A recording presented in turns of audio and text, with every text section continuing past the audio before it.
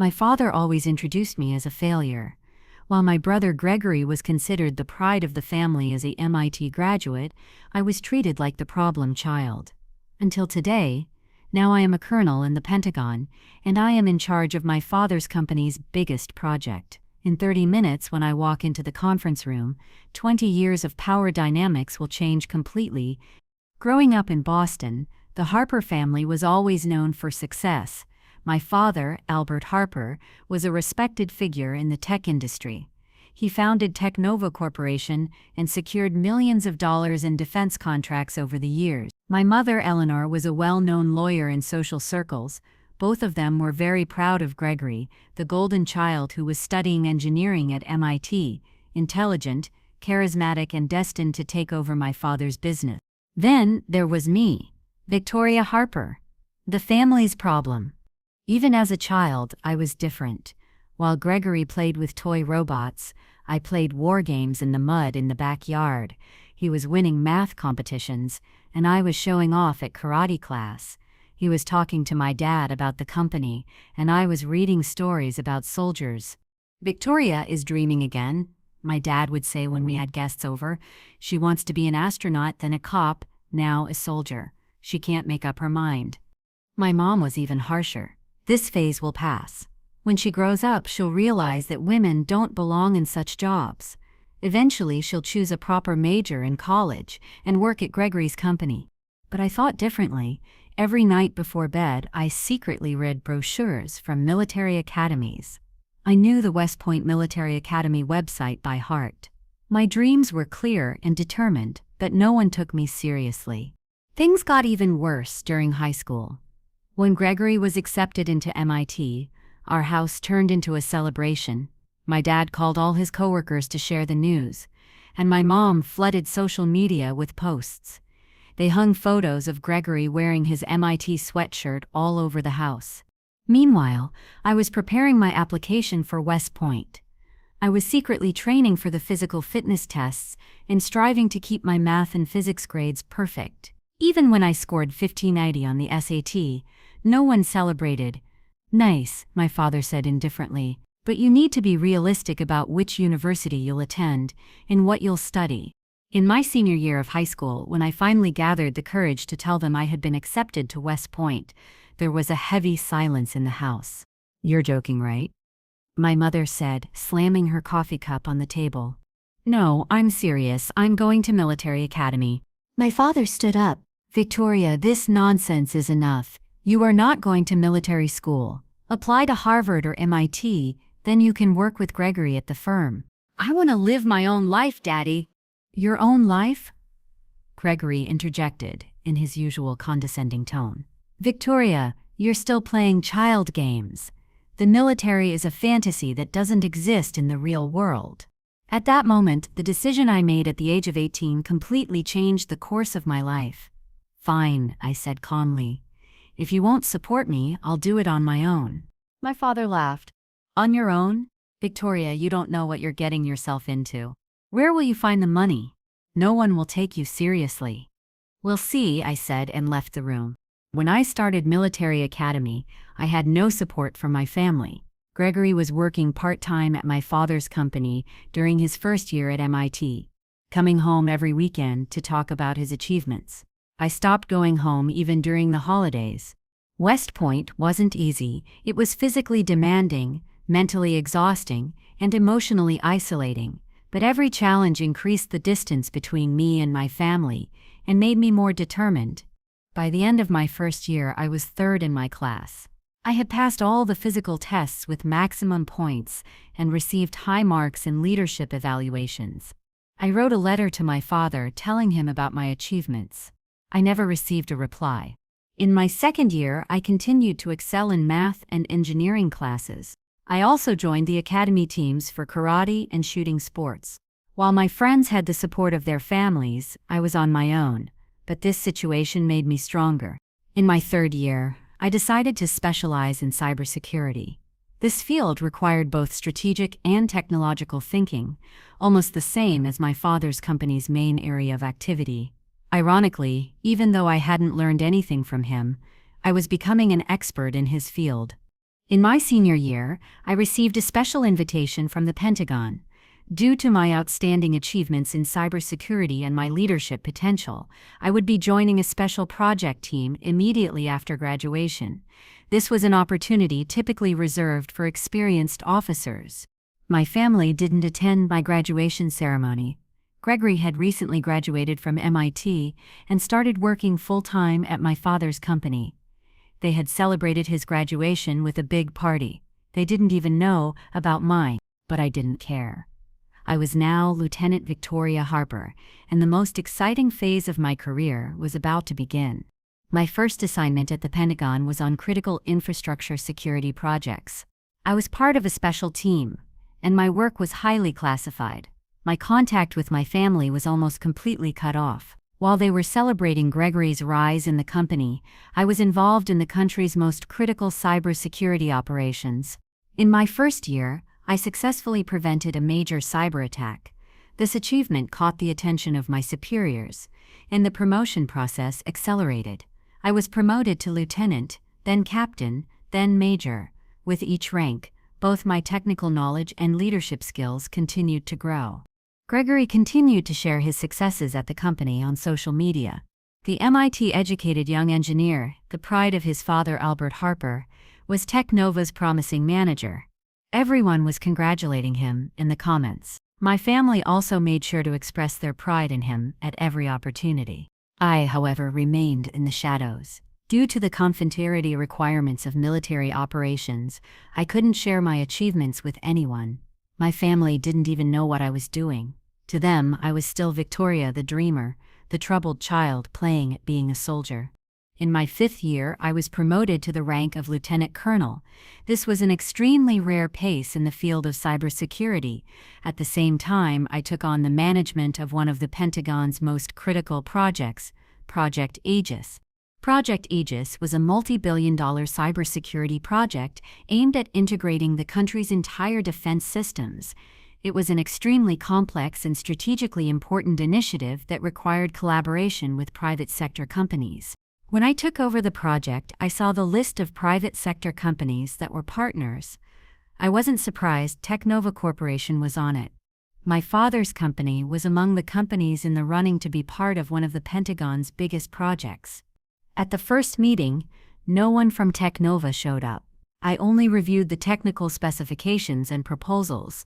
When I saw the reports signed by Gregory, I felt a strange sense of unease. The technical work of my MIT-educated genius brother seemed rather superficial by Pentagon standards. By my 6th year, Project Aegis was in full swing.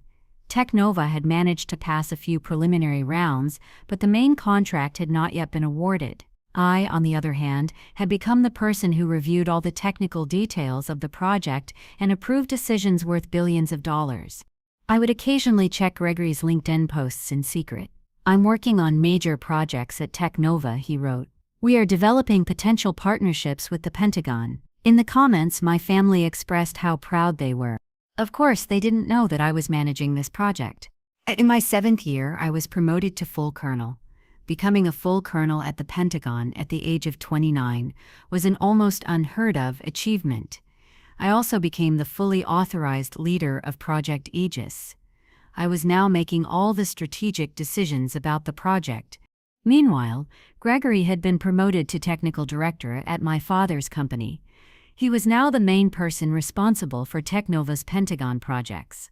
Ironically, his professional future now depended on my decisions. My mother once ran into an old neighbor who asked about me. "Victoria is still playing soldier," she said. "I hope she comes to her senses one day and finds a real job like Gregory." The neighbor, upon hearing this, messaged my mother on WhatsApp. When I read the message, I couldn't help but laugh. A real job. If only they knew. If only they knew that my soldier game had the power to influence Gregory's entire career. If only they knew that the future of my father's company was now in my hands. In the 8th year of Project Aegis, the time had finally come for the main contract decision. 5 companies had made it to the final round, and TechNova was one of them. Gregory's reports were coming to my desk, and I was evaluating his technical proposals. Objectively speaking, TechNova's proposals were adequate but nothing special. Gregory's MIT degree had given him theoretical knowledge, but his real-world experience was limited.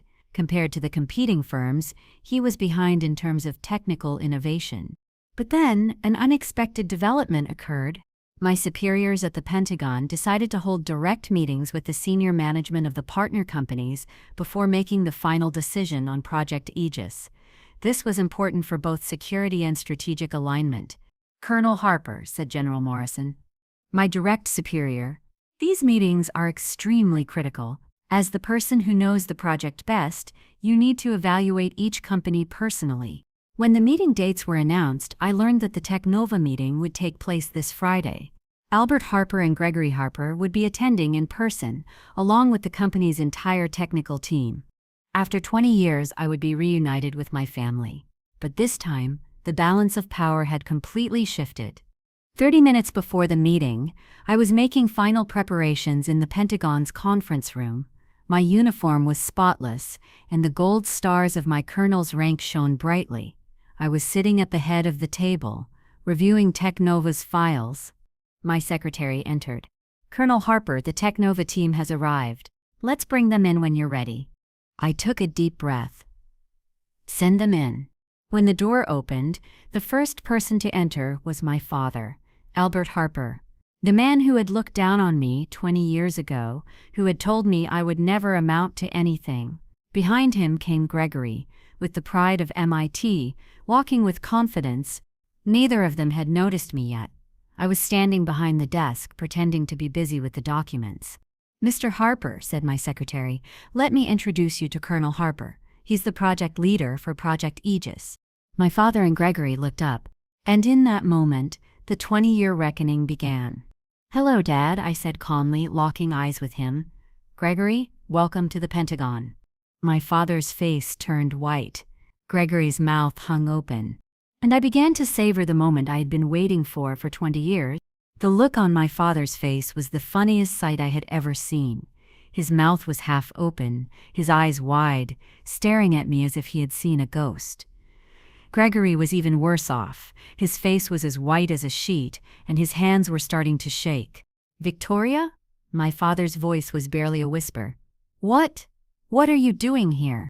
I stood up, the full weight of my colonel's uniform bearing down on me. The rank insignia on my shoulders gleamed. "I work here, Dad. For the past 8 years. But you," Gregory stammered. "Aren't you a soldier? I mean, a regular soldier?" I smiled. "I was promoted from major to colonel last year. I'm the project leader for Project Aegis, so the fate of your company is now in my hands." My secretary, not realizing the gravity of the situation, tried to continue with the normal procedure. "Colonel Harper, the TechNova team is ready for their presentation. Shall we begin the meeting?" "Of course," I said professionally. "Mr. Harper, Mr. Gregory Harper, please take a seat. Today we will be evaluating your company's $1.2 billion Project Aegis contract." My father was still in shock. "Victoria, we need to talk about this." "We will," I said coldly, "but first we need to evaluate TechNova's technical proposal." Gregory finally composed himself. "Wait a minute, are you really in charge of this project?" "Yes, Gregory, I am fully in charge. I will make the final decision. Your company's future depends on my evaluation." My father gripped the edge of the table. "Victoria, please, can we talk privately?" "No," I said firmly. "This is an official Pentagon meeting. Personal relationships have no place here. Now please sit down and give your presentation." For a moment, Gregory's old arrogant expression reappeared on his face. "Victoria, you're still the same child. This position must be too much for you." At that moment, the atmosphere in the conference room froze. My father shot Gregory a warning glance, but it was too late. I slowly stood up. My voice took on an authoritative tone mixed with ice. "Mr. Gregory Harper," I said, using even his full name according to official protocol, "this is an official Pentagon meeting. The meeting where you are trying to get a $1.2 billion contract. If you think this position is too much for me, you can walk out the door right now." There was silence. Gregory's face turned red. Let's continue, I said, sitting down at the table. I'm listening to TechNova's proposal for a cybersecurity infrastructure. The next 2 hours were among the most satisfying of my career. As Gregory tried to make his presentation, I questioned every technical detail. Despite his MIT degree, his knowledge was superficial by Pentagon standards. This encryption protocol, I said, interrupting his presentation, is it NSA compliant? Gregory hesitated. Yes, I think so. You think so? I raised my eyebrow. Mr. Harper, this is a $1.2 billion project. I think so is not good enough. Which specific NSA standard does it meet? Category 26, he said hesitantly. SHA-256 is an old standard. The Pentagon currently uses SHA-3. Didn't you know that? My father tried to intervene. Victoria, maybe we can discuss the technical details later. Colonel Harper, I said, keeping my distance from him. The technical part of this meeting is my responsibility. Please don't interfere. Gregory's presentation continued, but each slide was worse than the last. My questions revealed how little real-world experience he had. In the network traffic analysis section, I said, pausing on another slide, how does your real-time threat detection algorithm work? We use a machine learning-based system, Gregory said. What type of machine learning? Supervised or unsupervised? Which algorithm? Gregory started to sweat. Various algorithms, standard approaches. Standard approaches aren't sufficient for the Pentagon. We need systems optimized for our specific threat models. By the end of the presentation, Gregory's confidence was completely shaken. My father was beginning to understand the seriousness of the situation. TechNova's proposal, I said, as I closed the files, meets the current standards but doesn't offer any unique value proposition. When compared to the proposals from competing firms, I would say you are lagging behind in terms of technical innovation. My father's face fell. Victoria. So, Colonel Harper, what do you recommend? My recommendation, I said coldly, is that you strengthen your technical team and learn the real Pentagon standards. When the meeting ended, my father and Gregory wanted to speak with me privately. I told my secretary to reschedule other appointments. Victoria, my father said as soon as the door closed. We didn't know about this. What part didn't you know about? I asked. That I'm a colonel, or that I hold your company's fate in my hands. Gregory interjected. Victoria, you're always so dramatic. It's just a job. Just a job? I raised my voice. Gregory, this is your company's biggest contract. If you don't get this contract, my father's company could face serious financial trouble, and that decision is in my hands. My father looked helpless. Victoria, please. We're family. Family? I laughed bitterly. When you introduced me as a failure for 20 years, were we family? When Gregory got into MIT and you threw a big party but didn't care when I got accepted to West Point, were we a family? You were different, she repeated, echoing my mother's words. We had a hard time understanding you. Did you have a hard time understanding me? Or did you just not want to accept me? Gregory grew impatient. Victoria, the past is the past. What do you want now? What do I want? I stood up. I don't want anything, Gregory. I'm just doing my job. I'm evaluating objectively. But we're your family, my father said. My family? For 20 years, my family didn't support me. Why should I support your family now? There was silence. My father and Gregory looked at each other. Victoria, my father said softly, maybe we made mistakes, but now we're proud of you. Proud? I smiled. Now you're proud of me? Now that you've found out I can affect your business? Gregory flushed. That's not fair. Fair? Gregory, was it fair for you to introduce me as the loser's sister for 20 years? Was it fair for my father to call me the family disgrace? The tension in the room reached its peak. My father and Gregory realized they were in my hands. All right, I said finally, I have a proposal for you. They both listened intently. TechNova's technical proposal is inadequate, but I'll give you a chance. In 2 weeks, prepare a new proposal. This time, make it Pentagon standard. But how? Gregory began. I can guide you, I said. Of course, unofficially, in the evenings, on weekends. My father's eyes lit up. Victoria, that's a huge gesture. But, I said, cutting him off, there's one condition. What condition? Gregory asked suspiciously. For 20 years you've looked down on me. Your family needs to apologize. Not just to me, but in front of everyone. My father paused. Victoria, isn't that a bit much? My voice hardened. Was belittling me for 20 years not much? Ignoring my achievements wasn't much? Gregory's face darkened. You're taking revenge. No, Gregory, I'm seeking justice. If it were revenge, I could have eliminated TechNova directly. But I'm giving you a chance. My father took a deep breath. If we apologize, do you guarantee we'll get the contract? No, I said clearly. Apologizing only guarantees you a second chance. Getting the contract depends on technical excellence. My conditions are as follows, I said, walking to the head of the table. First, at next week's family meeting, which we hold every year for my mother's birthday, but I haven't attended in the last 5 years, you must apologize in front of the entire family. Victoria, my father said, this is too... Second, I continued, Gregory's LinkedIn bio, which says MIT graduate genius engineer, will include mentored by Victoria Harper in engineering matters. Gregory's mouth dropped open. That's ridiculous. Third, I continued, my name will be listed as a consultant on TechNova's Our Team page, Pentagon Colonel Victoria Harper, cybersecurity expert. My father started doing the math. Accepting these terms would be a blow to his ego, but it would also be a good marketing move for the company.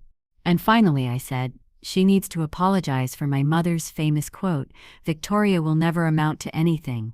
In writing on social media, Gregory stood up. Victoria, have you lost your mind? This is blackmail. It's not blackmail, Gregory, it's justice. You've been able to belittle me for 20 years. Now I can hold you accountable. My father tried to calm Gregory down.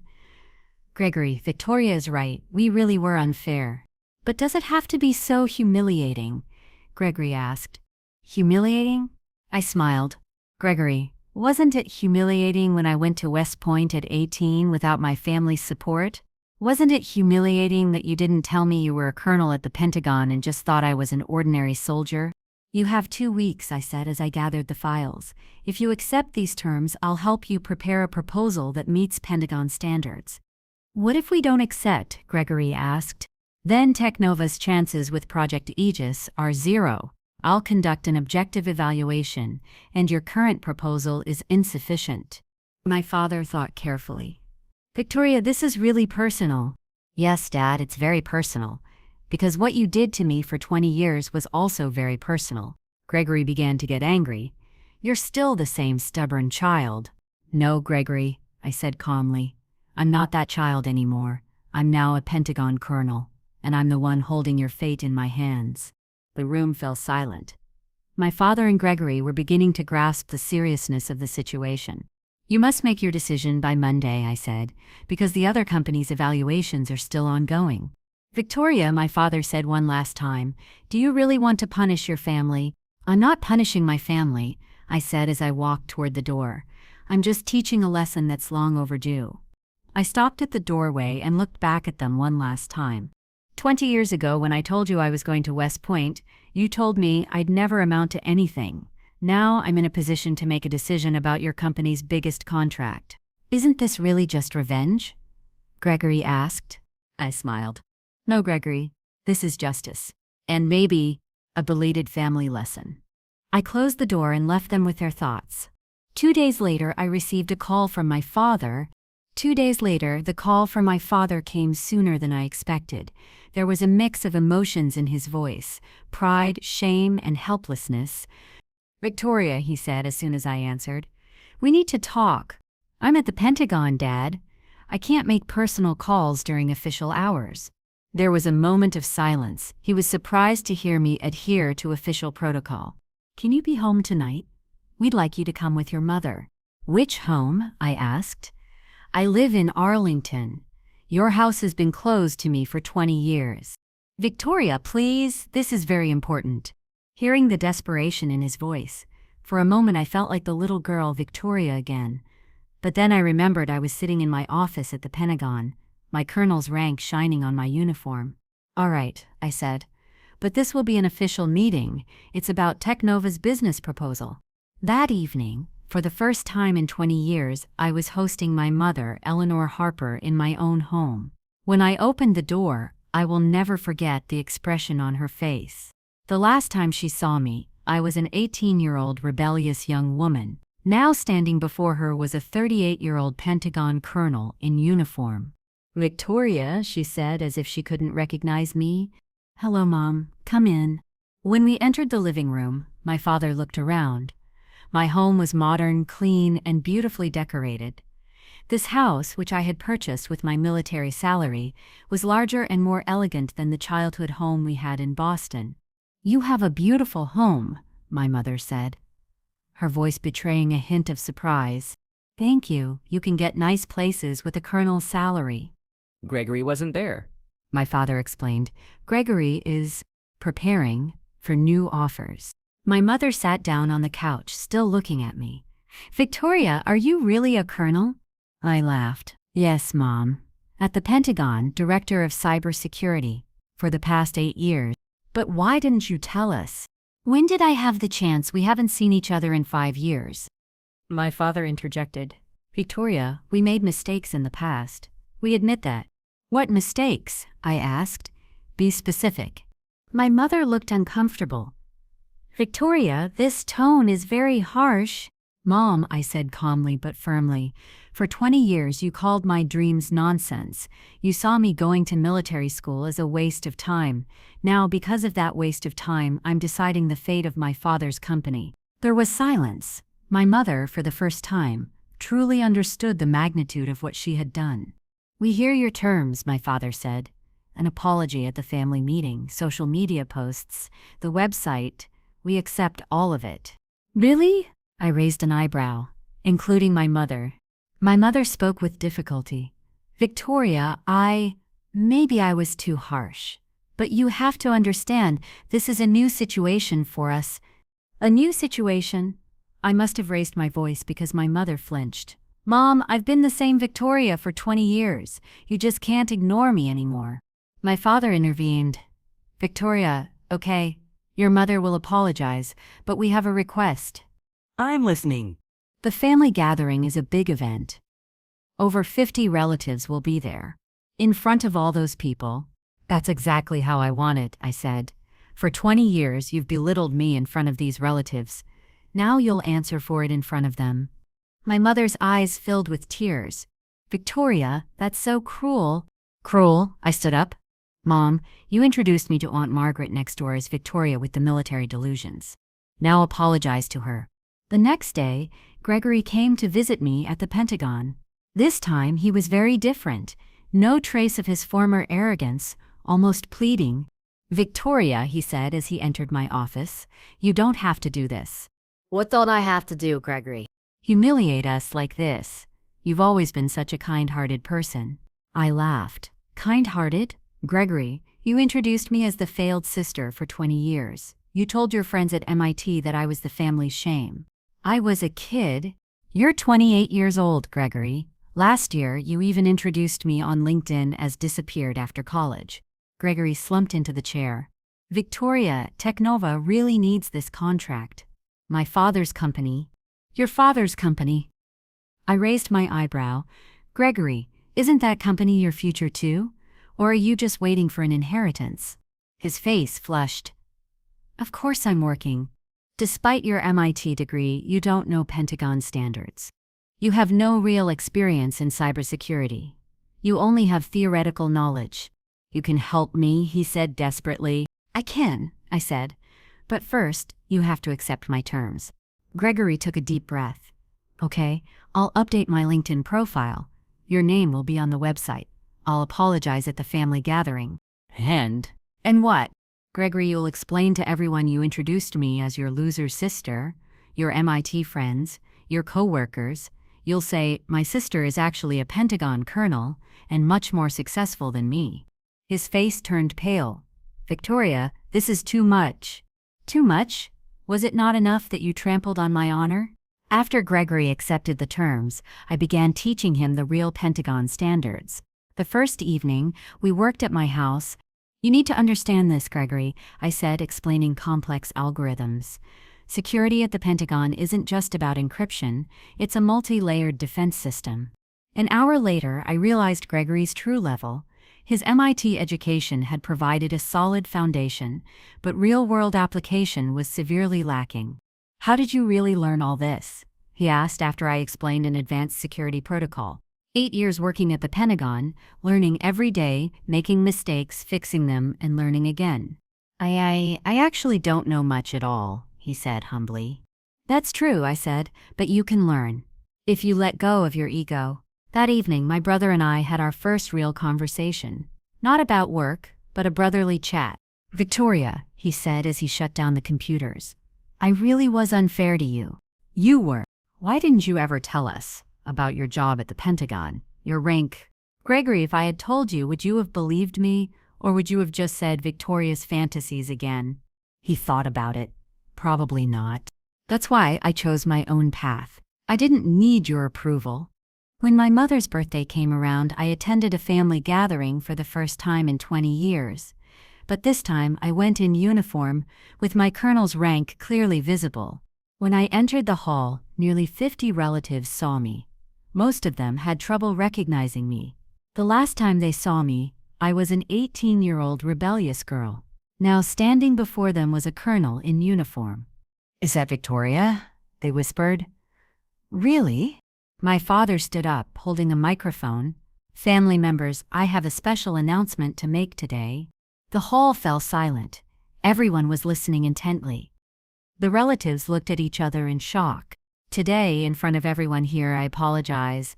Victoria didn't just achieve her dreams. She left us behind. She is now a colonel at the Pentagon and manages projects worth billions of dollars. The room echoed with curious whispers. Victoria, my father said, turning to me. I apologize to you and for your achievements. We should have always been proud of you. When it was my mother's turn, the tension was at its peak. My mother took the microphone, her hands trembling. I also apologize to Victoria, she said, her voice cracking. I never understood her. I didn't support her dreams. I even looked down on her.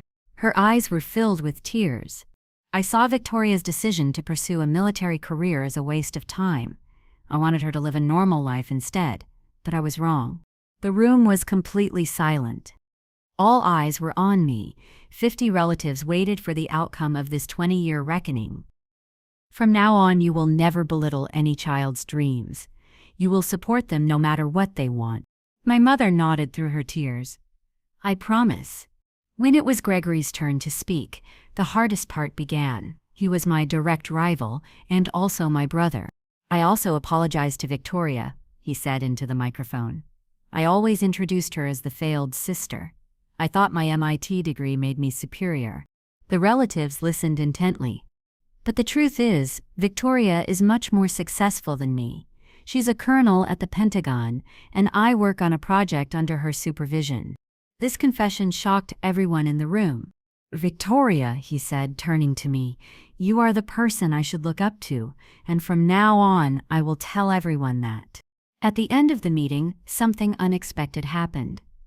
My grandfather, William Harper, stood up. The 89-year-old family patriarch rarely spoke.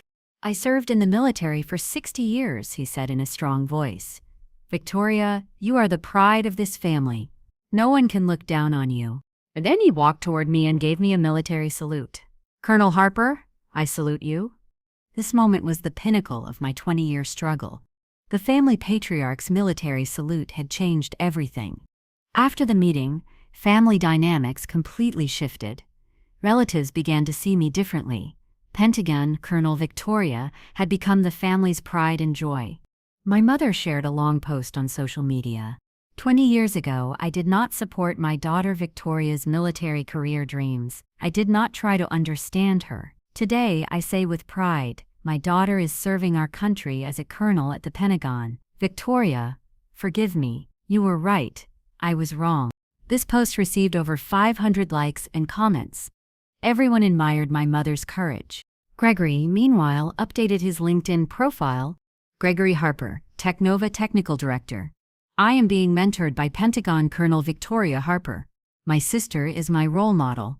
After this family reconciliation, TechNova's new offer was much stronger. The technical guidance I gave Gregory had paid off. They had prepared an innovative proposal that met Pentagon standards. "Colonel Harper," said General Morrison after reviewing the proposals, "TechNova's new proposal is very impressive. How did they achieve this increase in quality?" "They received technical mentoring," I said diplomatically. "From whom?" I smiled. "From family." 2 weeks later, the final decision meeting for Project Aegis was scheduled. TechNova was now a strong contender, but other companies had also submitted quality proposals. The decision was mine to make. And this decision would be not only technical but also very personal. I had made peace with my family, but I wasn't going to be unfair. Whoever submitted the best proposal would get the contract. As I sat down at my desk to make the final decision, I felt like I was nearing the end of a 20-year journey.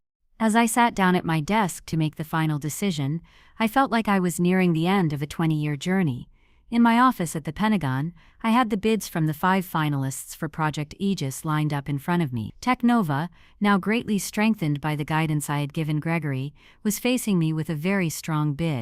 But as a Pentagon colonel, I couldn't let my personal feelings get in the way. I had to make the most objective decision possible. CyberShield Corporation's bid was technically very strong. It was also competitive in terms of price. It was the company with the most experience working with the Pentagon. DefenseNet Systems' proposal offered the most innovative solution. Next-generation technologies, AI integration, machine learning algorithms. It was all impressive. Secure Max Technologies had submitted the most economical proposal. It was very advantageous in terms of budget. Quantum Guard Solutions had adopted the most paranoid approach to security. They had taken precautions against every possibility. And TechNova, Gregory's new proposal, with my guidance, had become really strong. It now met Pentagon standards, the technical details were correct, and the security protocols were complete. So, objectively speaking, which proposal was the best? "Colonel Harper," said General Morrison as he entered my office, "the day of decision has come. You will make the final decision on the Pentagon's largest cybersecurity investment." "I understand, General. I have reviewed all the proposals in detail. You know how critical this decision is. $1.2 billion, the security of the country, the infrastructure for the next 10 years. "Yes, sir. I will make the most objective assessment possible." General Morrison paused. "There's one more thing. I've heard that you have a personal connection to TechNova." My heart began to race. "Sir, Albert Harper is your father, isn't he? Gregory Harper is your brother." I had been expecting this question, but I was still taken aback. "Yes, sir. I have family ties." "Will this affect your decision?" "No, sir," I said firmly. "I am a Pentagon colonel. Personal relationships do not affect my duty." General Morrison smiled. "I'm glad to hear that, because if this information reaches higher authorities, the objectivity of your decision could be questioned." I understood. This was a test. "General, if you think my family connection could be a problem, I can withdraw from this decision." "No, Colonel, I know you. You've served the Pentagon excellently for 8 years. If you say you'll make an objective assessment, I trust you." The day before the decision, my father called me. "Victoria, tomorrow is the big day." "Yes, Dad. I just want you to know that no matter what decision you make, we are proud of you." These words surprised me. "Really? Really? You're already much more successful than any of us. Even if you don't give TechNova the contract, you're still our hero." This phone call shouldn't have influenced my decision, but it did, because for the first time I was receiving unconditional support from my family. That night, Gregory also called. "Victoria, don't stress about tomorrow. You did your best. You taught me so much. If we don't get the contract, it's not your fault. Gregory, you've changed. You changed me. You taught me what real struggle is for the first time." In the large conference room at the Pentagon, representatives from 5 companies were about to give their final presentations. Each company would have 30 minutes, and then I would announce the final decision. My father and Gregory were there too, but this time they were acting very differently. They weren't arrogant. On the contrary, they were respectful and humble. CyberShield gave an excellent presentation. DefenseNet's technology was impressive, SecureMax's price was attractive, and Quantum Guard's security was flawless. When it was TechNova's turn, Gregory stood up, but before he began speaking, he looked at me. Pentagon officials. He said, I want to first mention that while preparing for this project, I received mentorship from Pentagon Colonel Victoria Harper. She is my sister and my greatest teacher in this field.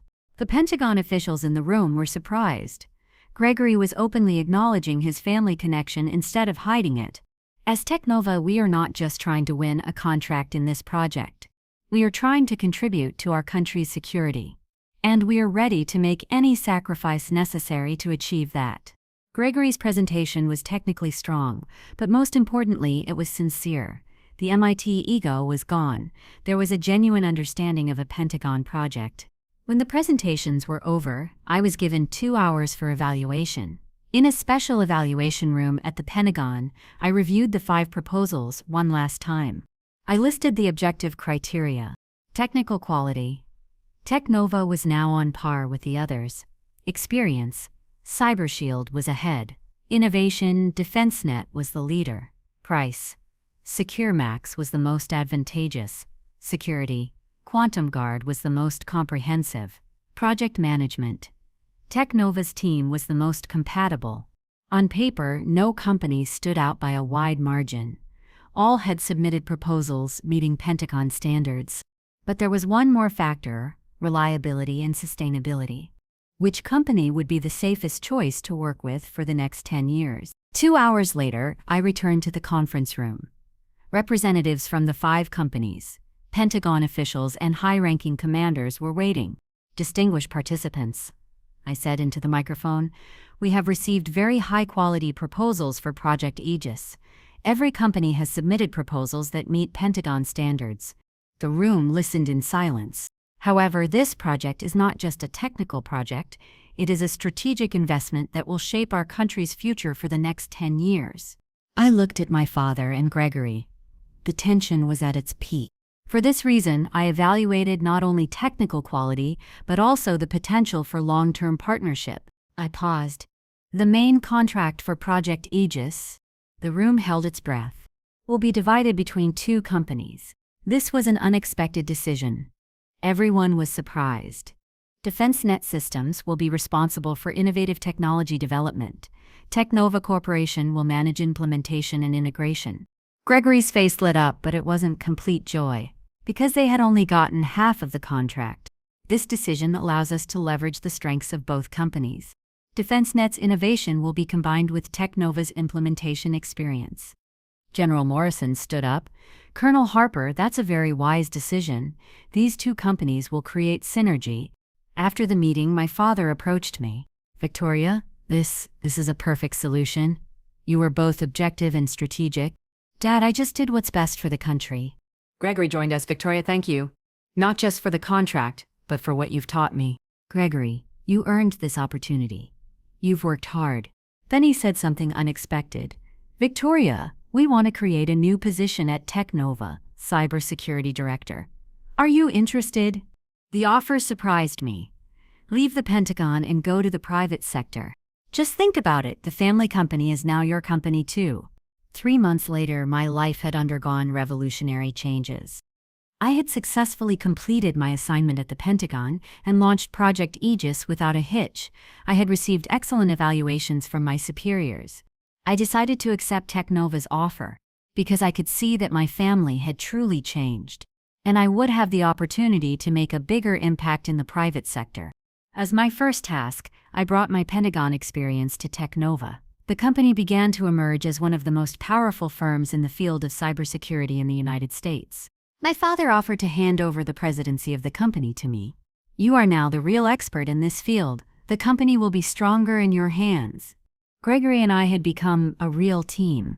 He managed the development side, and I made the strategic decisions. My relationship with my mother had also improved. She now understood and supported me. Victoria, he said in our last meeting, you taught me so much. I will never tell any child, any young person to give up on their dreams. My relationships with my relatives had also changed. I was no longer the family shame, but the family pride. My achievements were discussed at every gathering. But most importantly, I had made peace with myself. 20 years of anger and heartbreak were over.